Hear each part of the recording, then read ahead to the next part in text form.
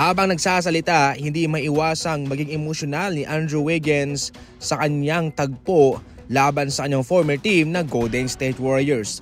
Tumala lamang ng 10 puntos itong si Andrew Wiggins mga idol, subalit nanalo pa rin naman ang Miami Heat. Ayon pa mismo kay Andrew Wiggins, maganda raw sa pakiramdam na makita ang mga kaibigan niya, mga ka-teammates niya noon sa Golden State Warriors. Hindi rin naman daw biro ang kanyang pananatili sa kanila. Magaling daw na organisasyon ang Golden State Warriors at maski siya man ay nagustuhan ng manatili doon. Kahit pa paano mga idol, naging maganda pa rin naman sa kanyang kalooban sapagkat nakuha rin naman nila ang panalo laban sa Golden State Warriors. Nag-i-struggle man si Andrew Wiggins mga idol, sa ngayon ay paunti-unti na nga siyang tumatayo sa kanyang bagong team na Miami Heat. Kamakailan lang ay pumunto siya ng 30 points at sa sumunod laban sa Hornets siya ay tumala ng 42 points. Naging mabigat para kay Andrew Wiggins na siya ay i-trade ng Golden State, pero ganoon talaga. Yan talaga ang negosyo mga idol, trabaho lang. Hindi rin naman niya binigo ang Golden State Warriors dahil nung nandun pa siya, ito ho'y natulungan niya namang magkampiyon.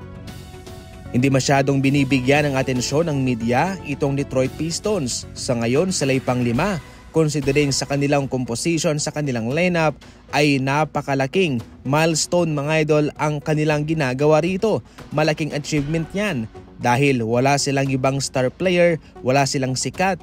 Itong kanilang drafty lang na si Cade Cunningham, ang kanilang born superstar, ang nangunguna sa kanila. Sa pang-5 posisyon ay kanilang naungusan pa ang Milwaukee Bucks, ang Atlanta Hawks, Orlando Magic, Chicago Bulls, pati itong Miami Heat. Maging sa Draymond Green ay tiwalang-tiwala na siguradong mabibigyan raw ng kampyonato ni Cade Cunningham itong Pistons.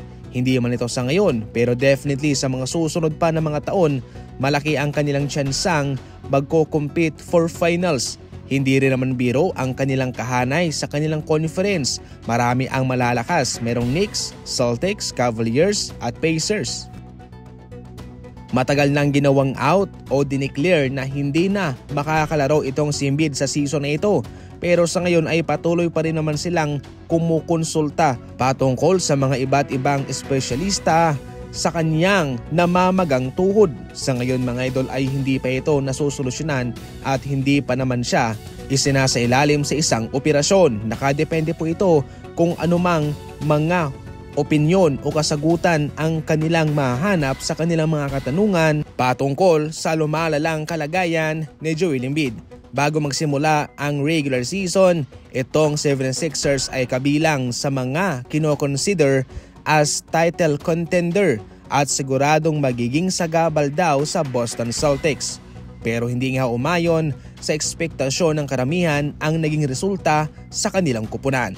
Maliban sa pagka-injured ni Joel Embiid, si Paul George ay nag-i-struggle, pati si Maxey nagkakaroon din ng ilang mga injury. Ngayon pa man hindi pa huli ang lahat at siguradong sila ay babawi din naman sa susunod na mga season. At yan lang muna sa ngayon ang ating mga balitang basketball.